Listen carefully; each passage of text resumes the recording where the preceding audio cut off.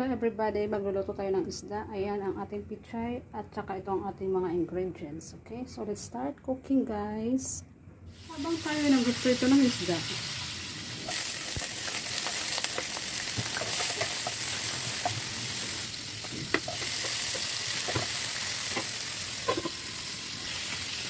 hindi ko lang uubusin yung hindi ko lang uubusin yung sili kasi baka maanghang ayaw nila.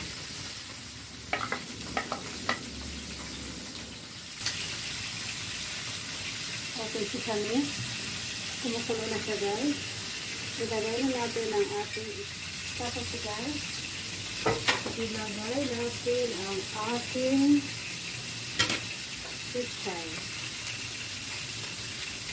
Ating sisami ang ating niloto. Wow! Okay na yung